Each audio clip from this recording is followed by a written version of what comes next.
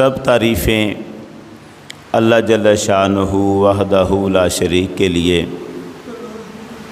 جس نے اپنی قدرت کاملہ سے اس کائنات کو حضور نبی کریم صلی اللہ علیہ وآلہ وسلم کے عرفان کی خاطر پیدا فرمایا۔ ارشاد فرمایا لولاک لما خلقت الافلاک، اے حبیب مکرم صلی اللہ علیہ وسلم، اگر تمہیں پیدا کرنا میرا مقصد نہ ہوتا تو میں اس کائنات کو ہی پیدا نہ کرتا۔ بے شمار درود حضور نبی کریم صلی اللہ علیہ وآلہ وسلم کی ذات اقدس کی خاطر، جن کی ذات اقدس اس کائنات کی تخلیق کا باعث بنی۔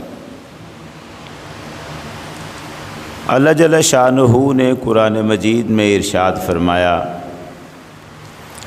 وما اصابکم من مصیبت فبما کسبت ایدیکم، صدق اللہ العظیم۔ محرم الحرام کی آج 11 تاریخ ہے۔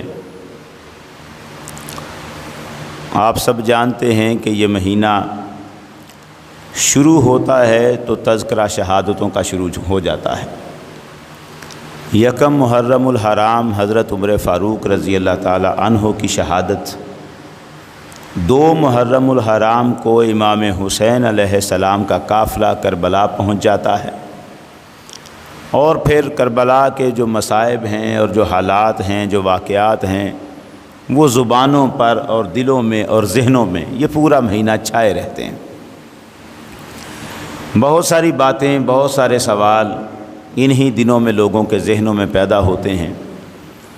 انہی دنوں میں بعض وہ چیزیں بھی نکھر کر سامنے آ جاتی ہیں جو عام دنوں میں سامنے نہیں آتی۔ ایک تصور ہوتا ہے جو نماز پڑھتا ہے، مسلمان ہے، پرہیزگار ہے، متقی ہے، جو عبادت کرتا ہے، صدقہ و خیرات کرتا ہے، بس یہی ہے۔ کوئی شخص بات کرتا ہے، اہل بیت اطہار کی بات کرتا ہے، امام حسین کی بات کرتا ہے، تو خدا جانے یہ بات کہاں سے ذہنوں میں آ جاتی ہے۔ کہنے والے کہتے ہیں جی ان چیزوں کے بارے میں اللہ نے نہیں پوچھنا، اللہ نے پوچھنا ہے تو نے نماز پڑھی کہ نہ پڑھی، روزہ رکھا کہ نہ رکھا، مال کمایا حلال کہ نہ کمایا۔ یہ باتیں کہ کون کیا تھا اس بارے میں اللہ نہیں پوچھتا۔ اب مصیبت یہ ہے کہ جہاں یہ شخص خود جاہل ہے اور ایسی بات کر رہا ہے، وہاں دوسرے کو بھی ایک مغالطے میں ڈال رہا ہے اور اسے بھی ایک غلط پٹی پڑھاتا جا رہا ہے۔ کس نے بتایا ہے کہ اہل بیت کے بارے میں نہیں پوچھا جائے گا؟ کس نے بتایا ہے کہ اصحاب رسول کی عظمت کے بارے میں نہیں پوچھا جائے گا؟ اگر نہیں پوچھا جائے گا تو پھر جھگڑا کیا ہے؟ پھر شیعہ کے ساتھ ہمارا اختلاف کیا ہے؟ دیوبندیوں وہابیوں کے ساتھ ہماری الجھنیں کیا ہیں؟ ان کی ہمارے ساتھ کیا ہیں؟ مسئلے مسائل ہیں کہاں؟ مسئلے سارے نماز روزے پہ تو ہیں ہی نہیں۔ کوئی نماز کس طرح سے پڑھتا ہے، روزہ کس طرح سے رکھتا ہے، اس پر تو اختلافات نہیں ہیں، لڑائیاں تو اس پہ نہیں۔ ہماری لڑائی تو اس بات پر چلی ہے کہ محمد الرسول اللہ کے ساتھ نسبت رکھنے والی ہر شے قابل احترام ہے، اس کا ادب کیا جانا چاہیے، اس کا لحاظ ہونا چاہیے۔ ارکان اسلام کیا ہیں؟ سرکار دو عالم صلی اللہ علیہ وسلم نے ارشاد فرمایا بنی الاسلام علی خمس، اسلام کی جو بنیاد رکھی گئی ہے، اب جس پر بنیاد رکھی گئی، یہ بنیاد نیچے ہے، اس سے اوپر کی بات ہے، 5 چیزوں پر ہے، اور وہ 5 چیزیں کیا ہیں؟ شہادت اللہ الہ الا اللہ وان محمد الرسول اللہ۔ پہلی بات اس بات کی گواہی کہ اللہ کے سوا کوئی عبادت کے لائق نہیں، محمد اللہ کے رسول ہے۔ وَإِقَامِ الصَّلَاةِ وَإِيتَاءِ الزَّكَاةِ وَالْحَجِّ وَصَوْمِ رمضان، نماز قائم کرنا، زکوٰۃ ادا کرنا، حج کرنا اللہ کے گھر کا، اور رمضان کے روزے رکھنا، یہ 5 ہیں جنہیں ارکان اسلام کہا جاتا ہے۔ ارکان اسلام کل سیرت کتب فقہ جتنی مرضی اٹھا لیں، یہ 5 ارکان ہیں اسلام کے۔ ارکان کسے کہتے ہیں؟ رکن کی جمع ہے ارکان، اور رکن کہتے ہیں ستون کو جو چھت بنائی جاتی ہے اس کے نیچے جو ستون کھڑے کیے جاتے ہیں ان کو ارکان کہا جاتا ہے. ایک ستون ایک رکن اور زیادہ ہوں تو ارکان. یہ ہماری چھت کے نیچے وہ ستون بنے ہوئے ہیں, ہر ستون کو رکن کہا جاتا ہے. اسی لیے خانہ کعبہ کے جو چاروں کونے ہیں ان کو رکن یمانی, رکن کے نام سے, رکن شمالی, سارے رکن ہیں, ستون. ارکان کہتے ہیں ستونوں کو. اسلام کے 5 ارکان ہیں, کلمہ, نماز, روزہ, زکوٰۃ, حج. یہ کیا ہیں؟ ارکان, ستون. ان پر اسلام کی چھت کھڑی ہوگی. اب مجھے بتائیں کوئی ایسی عمارت کبھی بنی جس میں زمین کی سطح کے اوپر سے ہی آپ نے ارکان کھڑے کر دیے اور نیچے اس کی بنیادیں نہیں بنائی؟ آپ نے نیاں نہ رکھی ہوں, بنیادیں کھود کر زمین کے اندر نہ رکھی ہوں, اوپر دیواریں کھڑی کر دیتے ہیں. پہلے بنیادیں رکھی جاتی ہیں, نیاں وہ رکھی جاتی ہیں, اور پھر ان کے اوپر زمین کی سطح پر آ کے آپ دیوار اٹھائیں یا ستون اٹھائیں, ورنہ وہ عمارت طاقتور نہیں ہوتی. بنیاد کے اوپر ستون کھڑے کیے جاتے ہیں. اب سوال یہ ہے کہ کلمہ, نماز, روزہ, زکوٰۃ, حج یہ اسلام کے ارکان ہیں, اسلام کے ستون ہیں, اسلام کی بنیادیں نہیں. بنیاد کچھ اور ہے. جس پر اسلام کے یہ ارکان رکھے گئے ہیں وہ بنیاد کچھ اور ہے. وہ بنیاد کیا ہے؟ سرکار دو عالم صلی اللہ علیہ وسلم نے ارشاد فرمایا, لِكُلِّ شَيْءٍ أَسَاسٌ, ہر چیز کی ایک بنیاد ہوتی ہے. لِكُلِّ شَيْءٍ أَسَاسٌ, ہر چیز کی ایک بنیاد ہوتی ہے. وَأَسَاسُ الْإِسْلَامِ, اور اسلام کی بنیاد کیا ہے؟ سرکار نے فرمایا اساس الاسلام حب اصحاب رسول اللہ وحب اہل بیتہ. سرکار نے فرمایا اسلام کی بنیاد یہ ہے کہ محمد کے صحابہ کا بھی محبت کی جائے, ان سے بھی, اور محمد کی اہل بیت سے بھی محبت کی جائے. اہل بیت کی محبت اور صحابہ کی محبت یہ اسلام کی بنیاد ہے. اس لیے اگر کوئی کلمہ پڑھتا ہو, نماز پڑھتا ہو, روزے رکھتا ہو, حج کرتا ہو, جہاد کرتا ہو, قربانی کرتا ہو, خیرات کرتا ہو, مگر ابو بکر اور عمر سے بغض رکھتا ہو, ہمارے نزدیک وہ مسلمان نہیں ہو سکتا. ہمارے نزدیک مسلمانی کے لیے شرط ہے محمد کے صحابہ کا ادب. ابو بکر و عمر کا ادب نہ ہو, ہم اس کے ساتھ ملنا پسند نہیں کرتے. محمد کی اہل بیت کا ادب نہ ہوگا تو پھر ہم کہاں رشتہ رکھیں گے اپنا؟ جو علی سے بغض رکھے, حسن و حسین سے بغض رکھے, کیا سوچتے ہیں وہاں ایمان ہوگا؟ نہیں. ایمان, معاملات بڑے عجب ہیں, عجب ہیں. لوگوں نے انتہائیں بنا دی.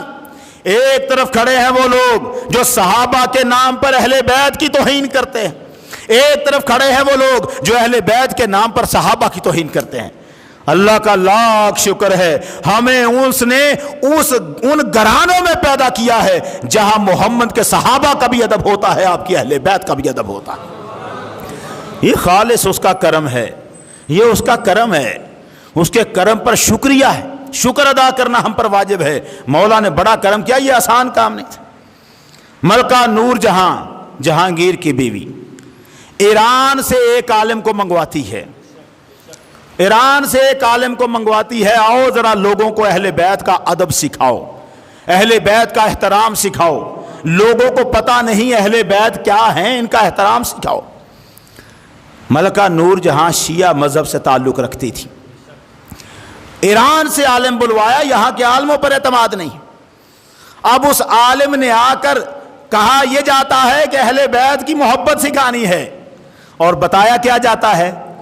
ابو بکر بھی اہل بیت کا دشمن تھا, عمر بھی اہل بیت کا دشمن تھا, عثمان بھی اہل بیت کا دشمن تھا. ان دشمنوں سے نفرت کرو, یہ ہے اہل بیت کی محبت سکھائی جا رہی. نور جہاں عالم کو بلاتی ہے, ایران کے کو عالم آتا ہے, نصیحت کرتی ہے, پہلے آگرے نہ آنا, لاہور سے آتا ہو. لاہور کے رستے سے آ، وہاں کچھ صوفیاء رہتے ہیں، پہلے صوفیاء کو تبلیغ کر، یہ ذرا نرم دل کے ہوتے ہیں، ان کے پاس دلیلیں نہیں ہوتی، یہ آیتوں حدیثوں کو زیادہ نہیں جانتے، مگر لوگ ان سے عقیدت بڑی رکھتے ہیں، تو ان سے بات کر، پہلے ان کو قائل کر، جب ان کو قائل کر لے گا تیرا راستہ آگے آسان ہو جائے گا، راستہ آسان ہو جائے گا۔ عالم آتا ہے، لاہور میں آتا ہے، میاں میر قادری کے دربار پہ چلا جاتا ہے، میاں میر قادری رحمت اللہ علیہ آپ کے پاس چلا جاتا ہے، جا کے بیٹھا، ملا، حضرت نے پوچھا آئے جناب کہاں سے آئے ہیں؟ کہنے لگا ایران سے آیا ہوں۔ فرمایا کیا کام کرتے ہو؟ کہنے لگا کام اہل بیت سے محبت کرتا ہوں، وہی محبت سکھاتا ہوں۔ ایسا بنا ہے۔ میاں میر قادری نے اس کو آتے ہوئے جب دیکھا تھا، جب یہ دربار کے اندر داخل ہوا تھا، اسی وقت دیکھ کر اپنے مریدوں سے کہنے لگے یہ جو آ رہا ہے نا اس کا دل سیاہ رنگ کا ہے۔ آتے ہوئے اب اس سے جب پوچھا کیا کرتے ہو؟ کہنے لگا میں اہل بیت کی محبت سکھاتا ہوں۔ کہنے لگے سبحان اللہ، اہل بیت کی محبت، ہم تو طلبگار ہیں، سنا ذرا ہمیں بھی اہل بیت کی محبت کا قصہ سنا، ہم بھی اپنے ایمان کو روشنی بخشیں۔ کہنے لگا اہل بیت کی محبت میں آپ کو کیا سناؤں، کیا عظمتیں ہیں ان کی، ہر فرد کمال شان کا، اس میں شبہ نہیں، ہم اہل بیت کی محبت و عظمت بالکل پورے زور و شور سے اس کے قائل ہیں، ہم تو تبلیغ کرتے ہیں اہل بیت کے ادب و احترام کی۔ مگر اب جو بات کر رہا ہے وہ کیا ہے؟ کہتا ہے اہل بیت کی شان بڑی اعلیٰ ہے، امام حسین علیہ السلام کی شان کیا کہنا۔ اب سنا رہا ہے امام کی شان میاں میر قادری کو، کہتا ہے اہل بیت کی شان کیا کہنے، امام حسین علیہ السلام کی شان کا عالم یہ ہے جس جگہ پر امام حسین علیہ السلام کی قبر انور ہے، وہاں سے لے کر 40 میل کے فاصلے پر، جس طرف بھی ہو 40 میل کے فاصلے پر اگر کسی اور مسلمان کو دفن کر دیا جائے، اللہ حسین کی برکت سے اس پر سے بھی عذاب اٹھا لیتا ہے۔ بات بالکل درست، ہمیں کوئی شک نہیں ہے اس میں، اگرچہ قرآن و سنت میں نہیں آئی مگر ہم اہل بیت کی شانوں کے منکر نہیں۔ کہنے لگا حسین کی شان یہ ہے، جہاں حسین کی قبر ہے وہاں سے 40 میل کے فاصلے پر بھی اگر کسی کی قبر ہوگی تو اللہ اس کی بھی بخشش فرما دے گا، اس پر بھی عذاب نہیں۔ میاں میر قادری فرمانے لگے سبحان اللہ سبحان اللہ سبحان اللہ۔ مولانا صاحب ایک بار پھر سنائیں۔ عالم نے سوچا کمال ہے، میری بات پہلی ہی دل پہ لگ گئی۔ پھر سے کہا اس نے حسین کی قبر کے 40 میل ادھر 40 میل ادھر کوئی بندہ دفن ہو اللہ اس کی بخشش کر دیتا ہے۔ میاں میر قادری جوش میں آئے، سبحان اللہ سبحان اللہ، محمد کے نواسے کی یہ شان ہے تو محمد کی شان کیا ہوگی، کیا ہوگی؟ اس نے کہا حضرت کیا کہنا چاہتے ہیں؟ حضرت نے فرمایا حسین کی قبر کے 40 میل کے اندر بندہ دفن ہو وہ بخشا جائے تو جس ابو بکر و عمر کی قبر حضور کے پہلو میں بنی ہوئی ہے،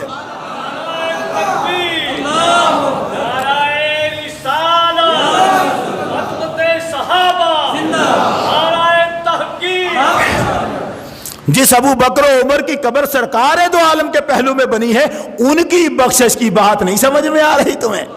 حسین کی قبر سے 40 میل دور بندہ بخشا جائے اور یہاں پہلو میں پڑے ابو بکر اور عمر، ان کو تو عذاب دیتا ہے۔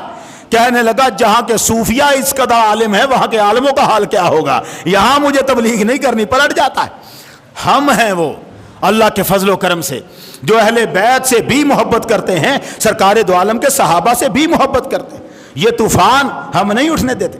مگر میں عرض کرنا چاہتا ہوں معاملہ یہ ہے آج ہم بات کر رہے ہیں صرف نبی کے لخت جگر کی، آج ہم نے بات کرنی ہے صرف امام حسین علیہ السلام کی۔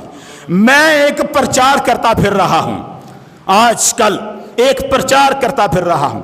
وہ پرچار کیا ہے؟ میں نے آیت پڑھی، ذرا آیت سنیے، وَمَا أَصَابَكُم مِّن مُّصِيبَةٍ فَبِمَا كَسَبَتْ أَيْدِيكُم، تم پر جو مصیبت بھی آتی ہے وہ تمہارے اپنے ہاتھوں کے عملوں کا نتیجہ ہوتی ہے۔ ہم پر جو مصیبت آئے ہمیشہ کیا ہمارے ہاتھوں کا نتیجہ ہوتی ہے؟ ایسا نہیں، اور قرآن کہہ چکا، جب قرآن فرماتا ہے تو اب بات بدل نہیں سکتی۔ مگر مسئلہ یہ ہے قرآن یہاں پر ایک خاص پس منظر میں نافرمانوں کو فرما رہا ہے، تم پر جو مصیبت آتی ہے تمہارے عملوں کا نتیجہ ہوتی ہے، مگر قرآن دوسری جگہ فرماتا ہے وَلَنَبْلُوَنَّكُمْ بِشَيْءٍ مِّنَ الْخَوْفِ وَالْجُوعِ وَنَقْصٍ مِّنَ الْأَمْوَالِ وَالْأَنفُسِ وَالثَّمَرَاتِ، ہم تمہیں آزمائیں گے کچھ خوف دے کر، کچھ جان و مال کا نقصان دے کر، کچھ نعمتیں چھین کر، کچھ بھوک اور پیاس دے کر ہم تمہیں آزمائیں گے۔ اب مصیبت جب آتی ہے تو ہمیشہ عمل کا نتیجہ نہیں ہوتی، کبھی آزمائش بھی ہوتی ہے، آزمانے کے لیے بھی ہوتی ہے۔ اللہ آزماتا ہے، کیوں؟ اب آزمانے کے بھی مختلف اسباب ہیں، کبھی وہ نعمت دے کر آزماتا ہے اور کبھی وہ مصیبت دے کر آزماتا ہے۔ ایسا ہے کبھی وہ کرسی دے کر آزماتا ہے، کبھی وہ جھونپڑی دے کر آزماتا ہے۔ دیکھنا کیا چاہتا ہے، جس کو نعمت دی ہے میرا شکر ادا کرتا ہے کہ نہیں کرتا، اور جس کو مصیبت دی ہے یہ صبر کرتا ہے کہ نہیں کرتا، مصیبت میں مجھے بھول تو نہیں جاتا، میرا گلا شکوہ تو نہیں کرتا۔ اللہ آزماتا ہے، آزمانے کے طریقے، مگر صرف یہ صبر چیک کرنے کے لیے نہیں آزماتا، کئی مرتبہ وہ مصیبت دیتا ہے بندے کا درجہ بڑھانے کے لیے۔ رفع لہ بہا درجہ، مصیبت میں مبتلا کرتا ہے بندے کو تاکہ اس کا درجہ بڑھا دیا جائے، درجہ بڑھا دیا جائے۔ سرکار دو عالم نے ارشاد فرمایا اللہ اپنی رحمت سے کسی بندے کا درجہ بڑھا دیتا ہے جنت میں، لیکن بندہ اس درجے کے قابل نہیں ہوتا تو اللہ اسے کسی مصیبت میں مبتلا کرتا ہے، وہ بندہ اس مصیبت پہ صبر کرتا ہے، درجے کے قابل بن جاتا ہے۔ تو اس کا مطلب یہ ہوا کبھی اللہ مصیبت دیتا ہے درجہ بڑھانے کے لیے۔ اب سوال دیکھ لینا، کبھی مصیبت دیتا ہے گناہ کو معاف کرنے کے لیے، کبھی مصیبت دیتا ہے صبر کو آزمانے کے لیے، کبھی مصیبت دیتا ہے درجے کو بڑھانے کے لیے، مگر معاملہ یہاں مختلف ہے۔ وہ ہمیشہ اس لیے مصیبت نہیں دیتا، سب کو مصیبت دی درجہ بڑھانے کے لیے، مگر حسین کو مصیبت دی حسین کا درجہ دنیا کو دکھانے کے لیے۔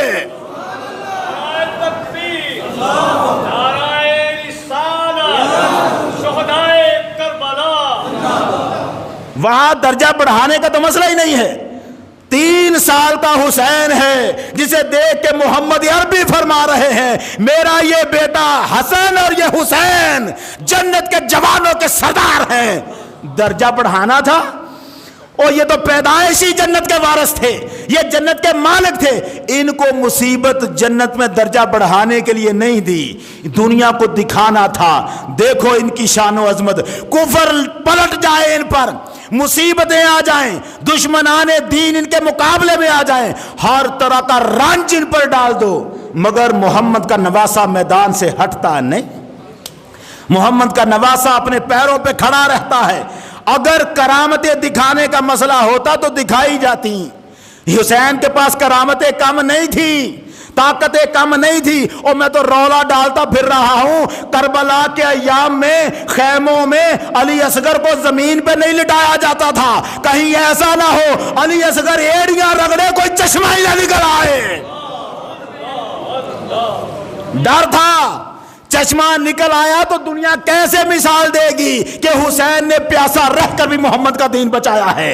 کرامتیں نہیں دکھانی تھی، کرامتیں نہیں دکھانی تھی۔ عثمان غنی کے زمانے میں افریقہ کے جنگلوں میں عقبہ بن نافع، اس کو پانی لگتا ہے، پیاس لگتی ہے، پانی کہیں نہیں ملتا، عقبہ پریشان ہے، محمد کے صحابہ کا لشکر ہے، پانی کہیں نہیں ہے، عقبہ بن نافع اس کا گھوڑا زمین پر پاؤں مارتا ہے۔ کون پاؤں مار رہا ہے؟ عقبہ بن نافع صحابی کا گھوڑا زمین پہ پاؤں مارتا ہے، اللہ کی قسم زمین سے چشمہ نکل آتا ہے جسے لشکر صحابہ پیتا ہے۔ اور عقبہ بن نافع علی کی اولاد ہے، عقبہ بن نافع محمد کا نواسا ہے؟ نہیں، اگر عقبہ بن نافع کے گھوڑے کے پاؤں کی ٹھوکر سے زمین سے چشمہ نکل سکتا ہے تو محمد کے نواسے کے گھوڑے سے نہیں نکل سکتا؟ ہائے ہائے ہائے، کرامت نہیں دکھانی، آج کرامتیں نہیں دکھانی، آج کرامت کا مسئلہ نہیں تھا، آج استقامت کا مسئلہ تھا، دکھانا یہ تھا۔ آج اختیارات نہیں دکھائیں گے، آج ہم یہ دکھائیں گے جس قدر ظلم توڑ سکتے ہو توڑ لو، مگر ہم یزید کی بیعت نہیں کریں گے، ہم باطل کو قبول نہیں کریں گے۔ یہ کمزور لوگ نہیں تھے، 72 جوان، 22,000 کا لشکر مقابلے میں کھڑا ہے، 22,000 کا لشکر، اور عمر ابن سعد جو لشکر کا سپہ سالار ہے، ابن زیاد کو خط لکھتا ہے، ابن زیاد کو خط لکھتا ہے فوج اور بھیجو۔ ابن زیاد نے کہا 72 بندے مقابلے پہ کھڑے ہیں، 22,000 کی فوج ہے تمہارے پاس، ابھی فوج اور چاہیے؟ عمر ابن سعد کہنے لگا تو وہاں بیٹھا ہے، تجھے پتہ نہیں یہ 72 ہیں کون، جن کے ساتھ ہمارا مقابلہ ہے ان میں سے ایک ایک بندہ 1000 پر باری ہے۔ وہ باری تھی۔ مصیبتیں دیکھو کتنی ہیں۔ 2 محرم سے آگے بیٹھے، حالت سفر میں ہیں، حالت سفر میں ہیں، سارے کسی ایک کے پاس بھی تیر نہیں تھے ترکش میں چلانے کے لیے، وہ جنگ کرنے تو گئے ہی نہیں تھے نا، جنگ کرنے تو نہیں گئے تھے۔ اب یہ 72 جو ہیں قربان ہو رہے ہیں باری باری۔ میں تو اس بات پہ دنگ رہ جاتا ہوں، 22,000 کی فوج مقابلے میں اس طرح صفیں باندھ کر کھڑی ہوئی جیسے کافروں سے جنگ ہوتی تھی، جیسے مسلمان کافروں سے جنگ کیا کرتے تھے اور صفیں بنایا کرتے تھے، ایسے مقابلے والوں نے جنگیں بنائی۔ اور ادھر سرکار امام حسین نے اپنے 72 جوانوں کو کھڑا کیا صفوں میں، کہا صفوں میں کھڑے ہو، ہم نے بھی جنگ کرنی ہے، بزدلوں کی طرح مرنا نہیں ہے یہاں پر۔ اور جنگ کرنے کے لیے غازی عباس کو علم پکڑایا ہے، جھنڈا پکڑایا ہے، تو سپہ سالار ہے میری فوج کا، سپہ سالار فوج کا بنایا ہے غازی عباس علمدار کو۔ اور اب معاملہ کیا ہے؟ ایک ایک کر کے شہادتیں ہو رہی ہیں، ایک ایک کر کے جانتے ہیں جہاں ہم کھڑے ہیں معاملہ کیا ہے، صورتحال نظر آ رہی۔ آپ کو یاد ہے بدر میں وہ صحابی جس نے حضور کو کہا تھا یا رسول اللہ آپ کے تیر نے مجھے تکلیف دی ہے، مجھے بدلہ دیجئے، تو سرکار نے فرمایا لے لے بدلہ۔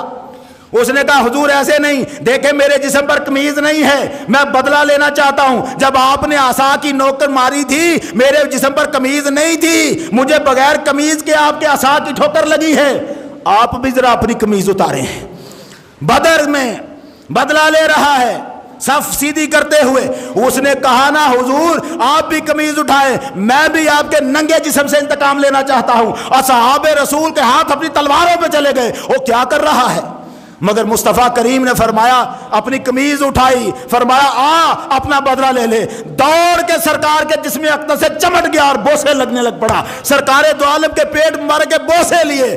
جب وہ بوسے لے چکا حضور نے فرمایا کیا کر رہے ہو سواد، کیا کر رہے ہو، یہ کیا ہے؟ اس نے کیا کہا تھا؟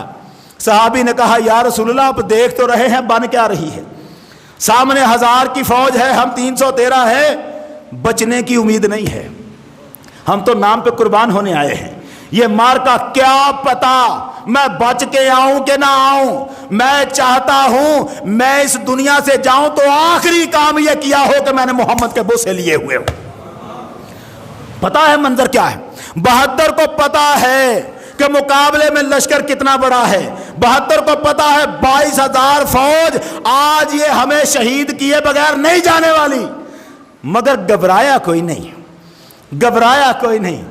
14 سال کا بچہ ہے قاسم، امام حسن علیہ السلام کا 14 سال کا بچہ، 14 سال کا بچہ امام حسین سے اجازت لیتا ہے، سرکار ذرا مجھے اجازت دیجئے میں بھی جانا چاہتا ہوں۔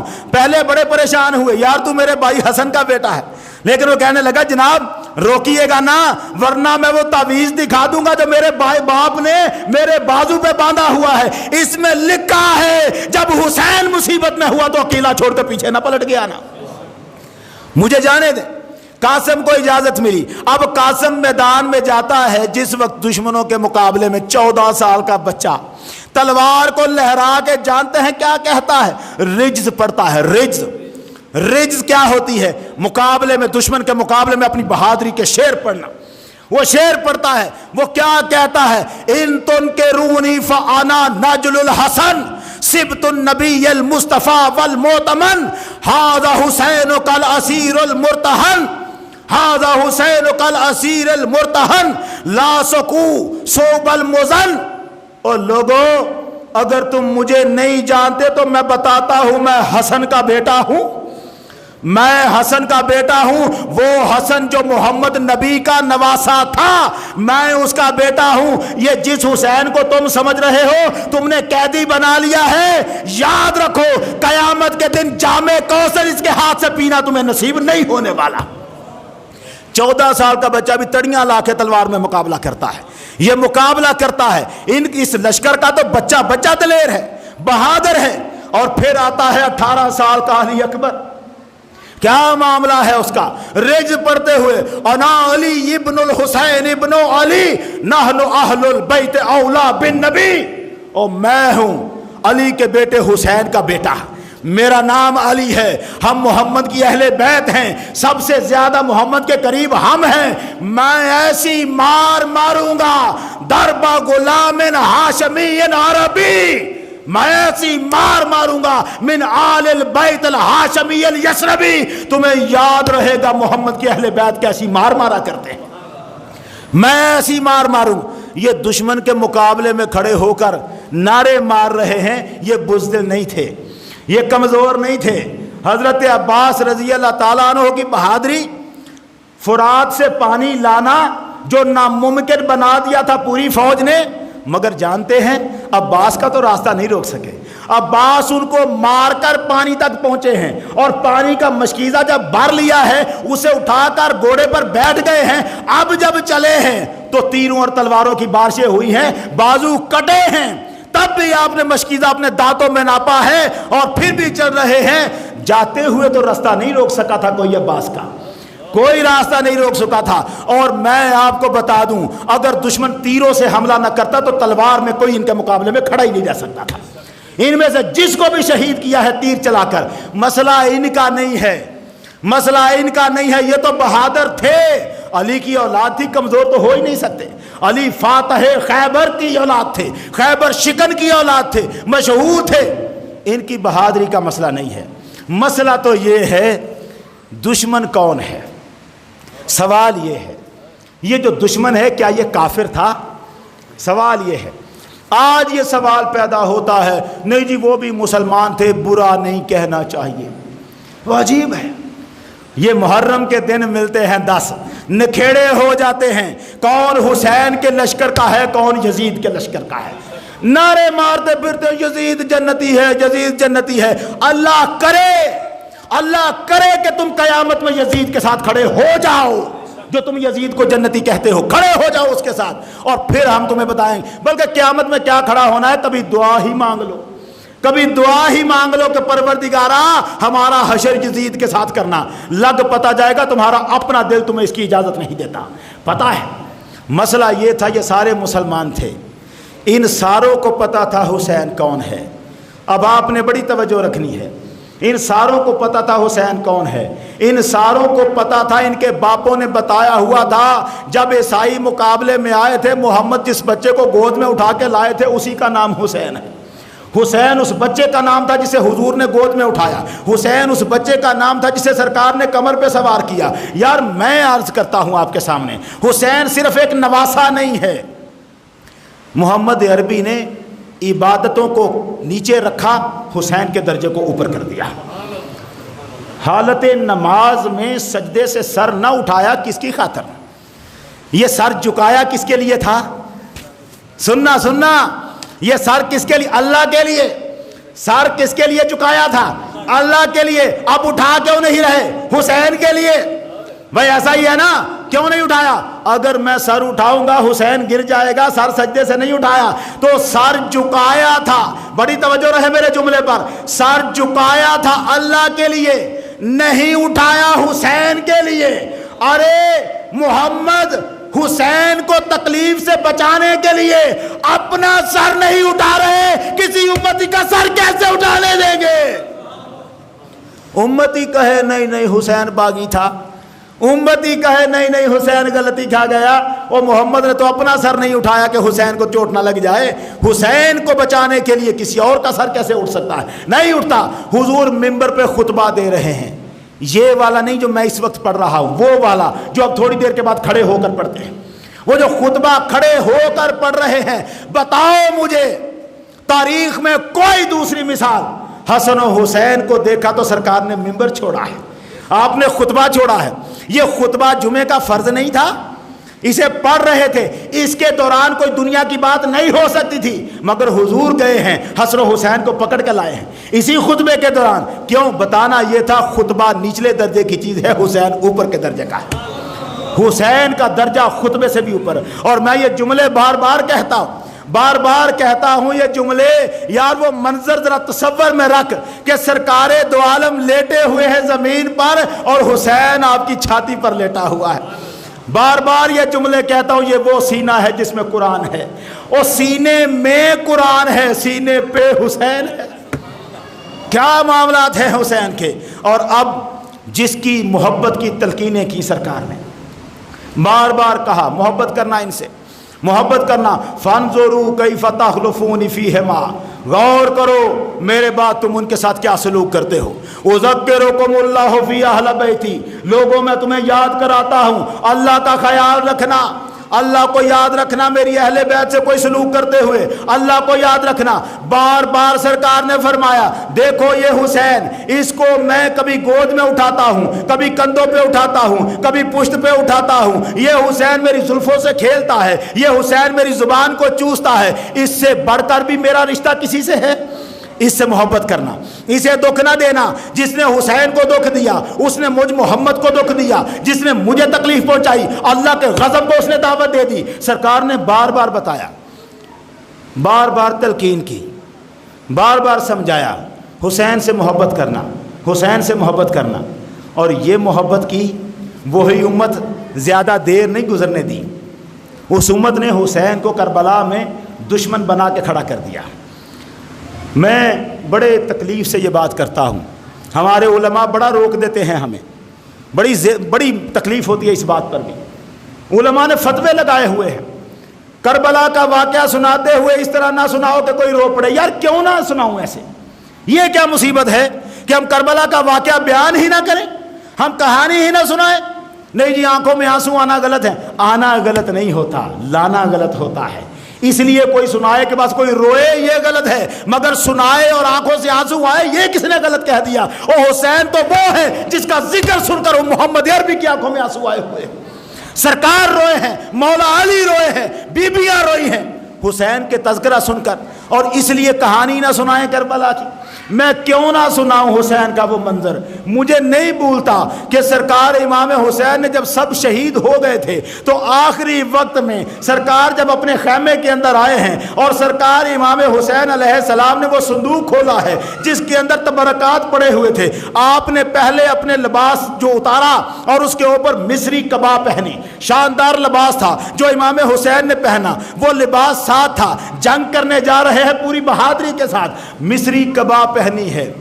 پھر دوسرا صندوق کھولا اور اس میں پڑی ہوئی ہے امیر حمزہ کی ڈال, جو امیر حمزہ جنگوں میں لے جایا کرتے تھے. وہ ڈال تلوار کا وار روکنے والی. امام حسین نے وہ ڈال نکالی, اپنی کمر پہ باندھ لی ہے, اور پھر ایک ہاتھ آگے بڑھایا. صندوق کے اندر ایک پٹکا پڑا ہوا تھا جسے امام حسن اپنی کمر پہ باندھا کرتے تھے. حسین نے وہ پٹکا نکالا, اپنی کمر پہ باندھا, اپنی تلوار ایک طرف رکھی ہوئی تھی. اب صندوق کھلا ہوا تھا. حسین نے ہاتھ آگے کیا, ایک تلوار نکالی. یہ وہ تلوار ہے جو جنت سے آئی تھی اور حضور نے علی کو عطا کی تھی. یہ جنت کے آئی ہوئی تلوار ذوالفقار ہے. مولا امام حسین نے وہ تلوار اپنی نیام میں رکھی. اور اب وقت بدل گیا. سرکار بیٹھے ہوئے تھے, کھڑے ہوئے. امام حسین کھڑے ہوئے, اپنی پگڑی اتار کر زمین پہ ایک طرف رکھ دی, اور سرکار امام حسین نے جو کھڑے تھے اب گھٹنوں کے بل زمین پر بیٹھے, گھٹنے لگا کے صندوق میں پڑی ہوئی مصطفیٰ کی دستار نکالی اور اپنے سر انور پہ رکھ لی.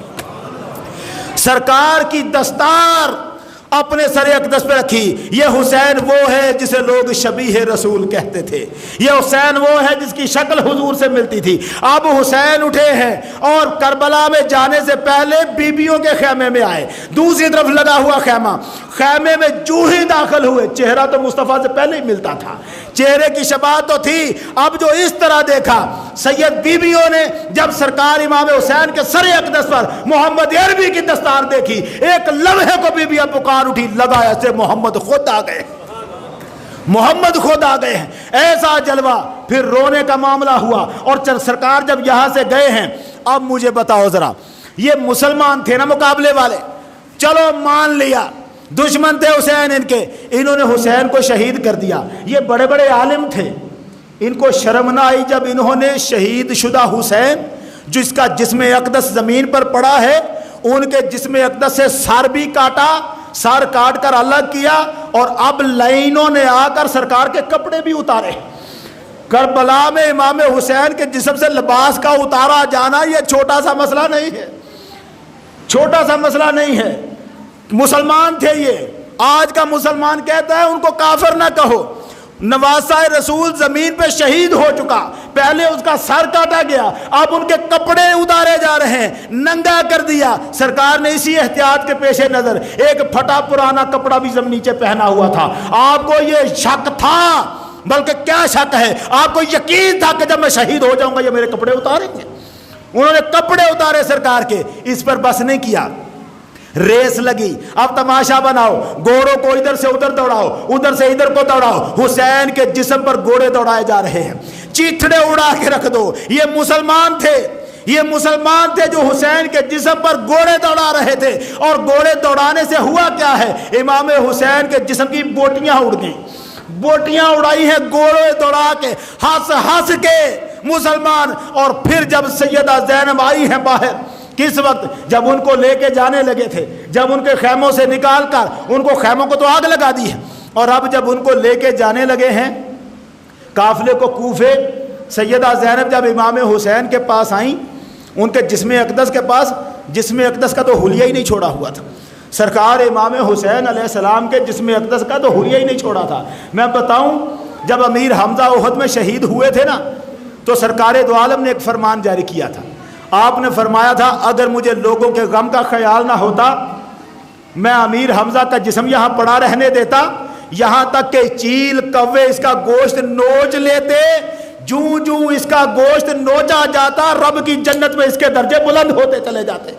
سرکار یہ جانتے تھے کہ شہید کو جتنی تکلیف ملتی ہے اتنے اس کے درجے بلند ہوتے ہیں۔ پھر مجھے بتاؤ نا، یہ کون ہے جس کا جسم شہادت کے بعد بھی بوٹی بوٹی اڑایا جا رہا ہے؟ کیا تھا، یہ مسلمان تھے، بوٹی بوٹی کر کے چیتھڑے اڑا دیے۔ اور اب جو آئی ہے سیدہ زینب، قید ہوئی، زنجیریں پہنی ہوئی، پاس سے گزری، یہاں جب آ کے حال دیکھا ہے سیدہ زینب نے، مدینے کی طرف منہ کر کے جو فریاد کی ہے، سیدہ زینب نے یہاں کھڑے ہو کے جو فریاد کی ہے وہ سننے والی ہے۔ کیا کہا، یا محمدہ، یا محمدہ۔ آج کا بندہ کہتا ہے محمد کو نہ پکار، اللہ کے سوا کسی کو نہیں پکارا جاتا۔ تجھے کیا پتا جب دل پہ چوٹ لگتی ہے کون یاد آتا ہے؟ سیدہ زینب مدینے کو منہ کر کے پکار رہی ہیں، یا محمدہ، یا محمدہ، صلی علیک اللہ و ملک السماء، یا محمدہ، یا محمدہ۔ اللہ آپ پر درود پڑھے، آسمانوں کے فرشتے آپ پر درود پڑھے، یا محمدہ، یا محمدہ، ھذا حسین بالہرا۔ یا رسول اللہ، یہ ہے حسین پڑا ہوا، کربلا کی ننگی زمین پر پڑا ہوا، جو آپ کے سینے پہ سوتا تھا، یہ کربلا کی زمین پہ پڑا ہوا۔ ھذا حسین بالہرا مزمل بالدماء، اس کا جسم خون سے لت پت ہے۔ یار میں تو ایک بڑا عجیب مرحلہ ہے، سارا جسم تو خون سے لت پت تھا، مگر امام حسین کی جو داڑھی تھی نا وہ علی اصغر کے خون سے رنگی ہوئی تھی۔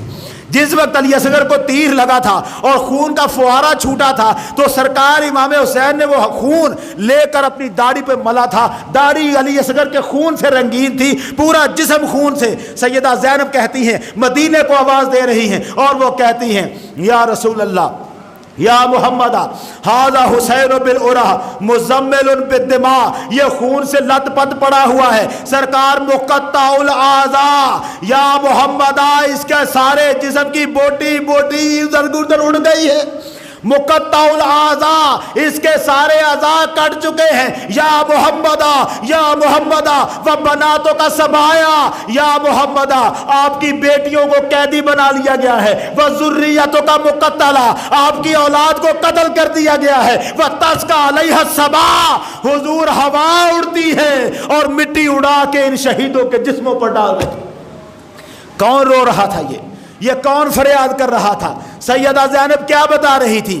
وہی حسین جو سرکار کی گود میں رہتا تھا، اسی سرکار کا کلمہ پڑھنے والا مسلمان حسین کے ساتھ یہ سلوک کرتا ہے، اور آج ہمیں کہا جاتا ہے ان کو برا نہ کہو، شاید ان کی توبہ قبول ہو گئی ہو۔ یہ توبہ شاید قبول ہونے والا مسئلہ ہمارا نہیں ہے، تو پھر اگر کوئی مسلمان کعبے کو گرا کے آ جائے گا تو کچھ نہ کہنا اسے، سوچ لینا شاید اس کی توبہ قبول ہو گئی ہو. کوئی مسلمان قرآن کو آگ لگا دے تو کچھ نہ کہنا اسے, شاید اس کی توبہ قبول ہو گئی ہو. اور بتا تو صحیح ان لعنتیوں نے توبہ کی کب تھی اور توبہ قبول بھی کب ہو. امام ابو حنیفہ کہتے ہیں محمد کی گستاخی اگر کوئی کر دے, کوئی نہ کہے کہ توبہ کر, نہ کوئی نہ کہے توبہ کر, اس سے توبہ نہیں کروانی, بس اس کا سر تن سے جدا کرنا ہے. نبی کے گستاخ کو ہم گوارا نہیں کرتے. توبہ اللہ کا معاملہ ہے, ہمارا معاملہ کیا ہے. حسین کربلا میں یوں گرا ہوا, یوں کٹا ہوا, پورا جسم بوٹی بوٹی ادڑی ہوئی,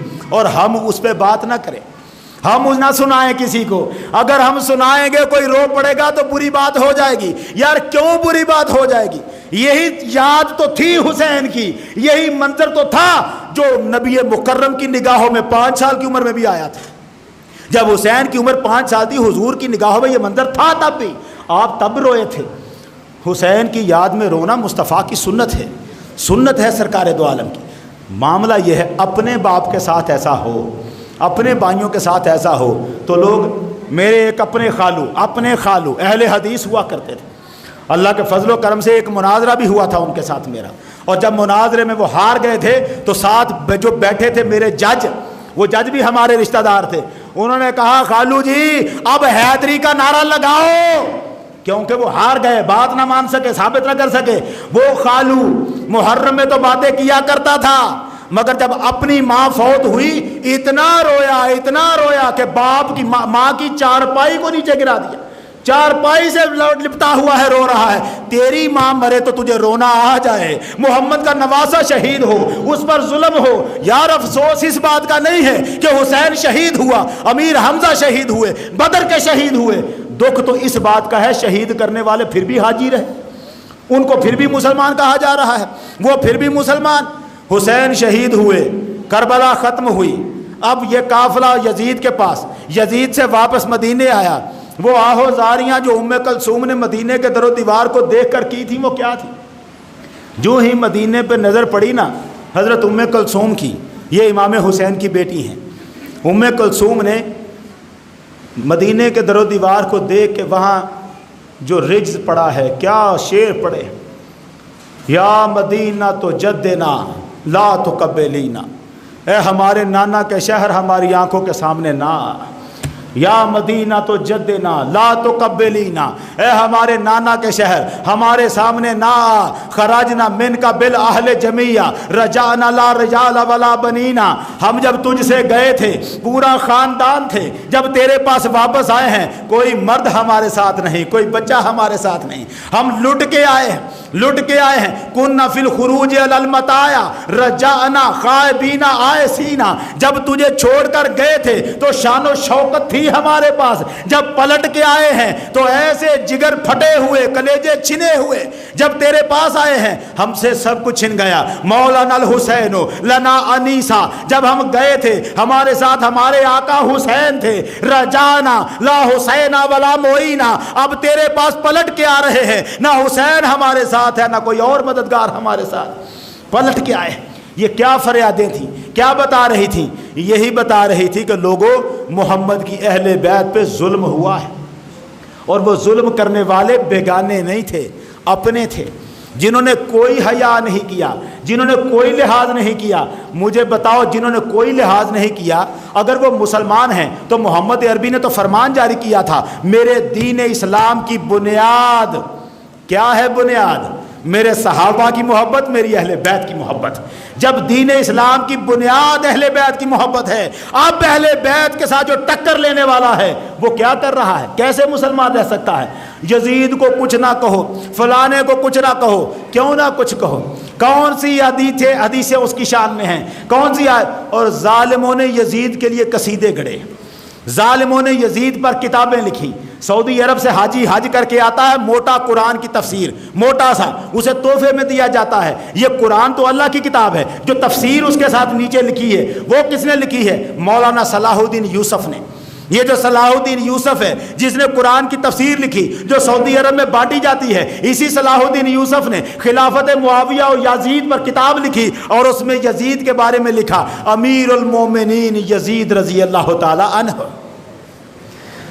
مسلمان ہیں, امیر المومنین یزید رضی اللہ تعالیٰ عنہ، یزید کو رضی اللہ کہو، یزید کو رضی اللہ کہو۔ اعلیٰ حضرت امام احمد رضا خان بریلوی کا فتویٰ ہے، جو رضی اللہ تو دور کی بات، جو یزید کو رحمت اللہ علیہ کہے وہ بھی اہل بیت کا دشمن قرار پائے گا، دشمن اہل بیت۔ اور ہم ان دشمنوں کے ساتھ تفسیریں پڑھیں گے، ہم ان کے ترجمے پڑھیں گے، ہمیں ضرورت نہیں ہے۔ ہم اہل بیت سے محبت کرتے تھے، محبت کرتے ہیں اور محبت کرتے رہیں گے۔ اسی محبت پر ہمارے دم نکلیں گے۔ جس کو جو فتویٰ لگانا ہے وہ لگاتا رہے، ہم حضور کے صحابہ کا ادب و احترام نہیں چھوڑ سکتے اور حضور کی اہل بیت سے محبت کرنا نہیں چھوڑ سکتے۔ ہمارے لیے ابو بکر و عمر بھی قابل احترام ہے، مگر فاطمہ کے لال کی بات جب آئے گی تو پھر ہمیں نہ روکنا، پھر ہمارا کوئی مقابلہ کسی اور بات سے نہیں ہے۔ ہم حسین پر کسی قسم کا سمجھوتا نہیں کر سکتے۔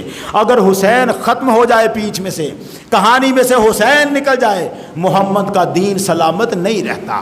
پھر یہ دین جس پر ہم عمل کر رہے ہیں یہ اسلام نہیں، کوئی اور دین ہو سکتا ہے۔ اللہ تعالیٰ ہمیں اہل بیت کی محبت میں جینے اور مرنے کی توفیق عطا فرمائے۔ وآخر دعوانا ان الحمد للہ رب العالمین۔